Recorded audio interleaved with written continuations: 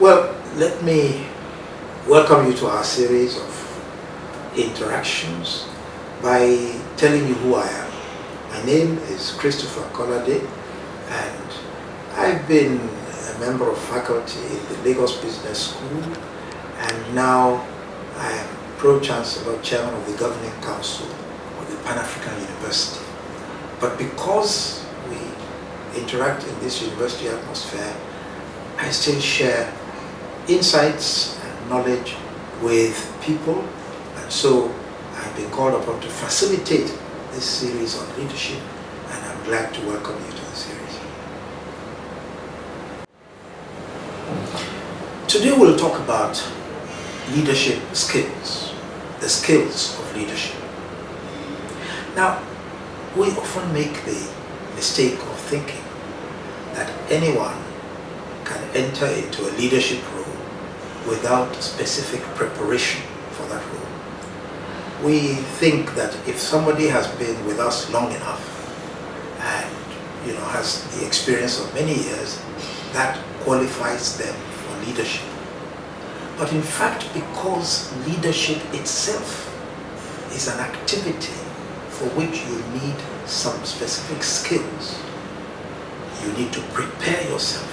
Somebody needs to prepare you and make sure that you acquire those skills during that preparation. Now, just to give you a summary of the skills that I'm looking at interpersonal skills, the skills of relating person to person.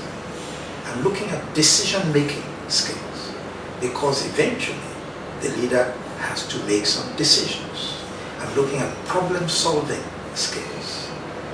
In other words, when you meet a problem or a challenge, what you do to overcome and to make sure that the activity can go on past that problem. Also, because the leader is leading people, communication skills. Communication in which you make it absolutely clear to the person you're leading what you want, and that person makes it clear to you what they're agreeing to do under your leadership. Then there's the whole area of organizing and planning activities so that things go in the right sequence and so that everything comes together at the right time and in the right way. Then I will look also at facilitation skills. And by this I mean the skill that enables the leader to release, to free up the initiative and the effort and the energy of those he is leading, rather than constrain them. The skill that makes it possible for the leader to hand over an activity to a member of the team and be quite sure that that member of the team will feel free to apply not just energy, but also initiative in following what he's supposed to do. Finally, a very important skill, which I referred to at the beginning, learning skill, the ability to learn new things. This is something that leaders must cultivate. Otherwise, they will find that they cannot always keep up with developments in the environment because things are changing every day. So let's take just three of those that I have decided we should select. I talked about interpersonal skills. Now, interpersonal skills are the skills that you apply in relating to people. And it may surprise you that the first thing you have to understand in your interpersonal skills is that you must regard people as human beings. People as people, not just as tools of a certain activity, but remember that people are people. And therefore, in any way that you want to relate to people, you take it into consideration that they may have their own views about the thing you're talking to them about. Therefore, it is good for you to listen to those views. One of the abilities one must have as a leader is the ability to communicate with other people.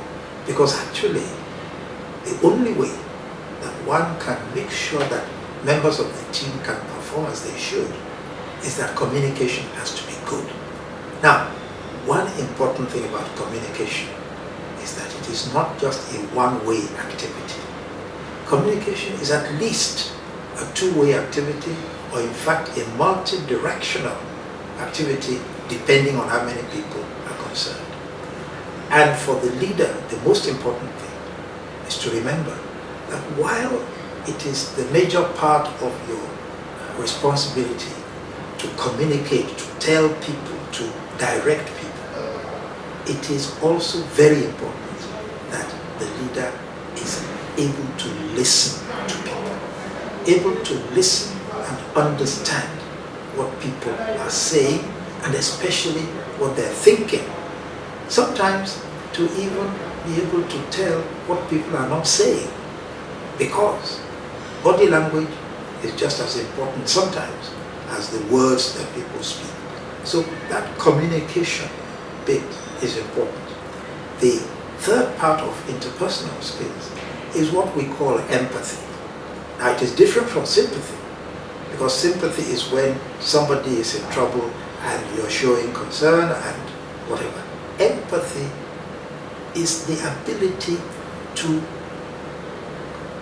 tell people, show people the position they should find themselves in. In other words, they have the ability to put yourself in their shoes and show them how they should be handling their situation.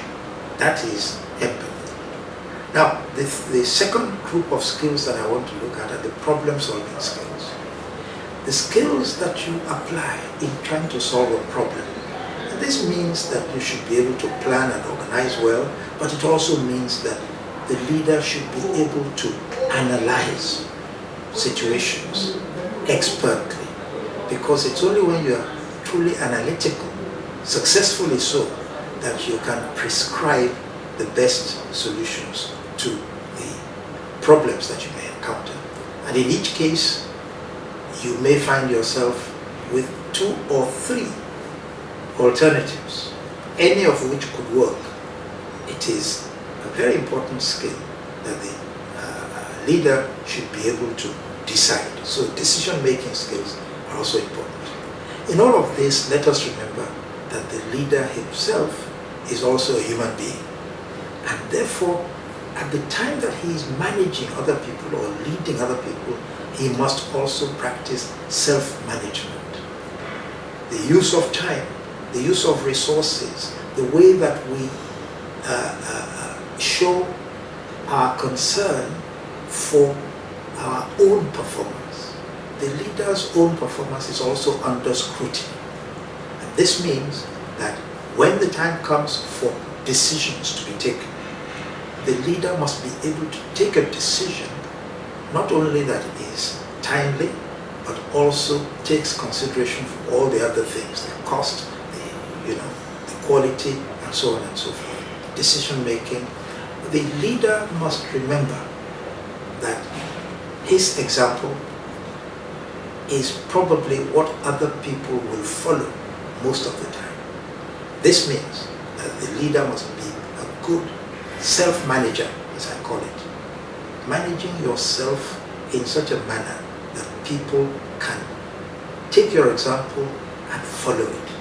So it is important, therefore, that we look at these skills of leadership as skills that must be developed. It is not something that comes naturally to everybody.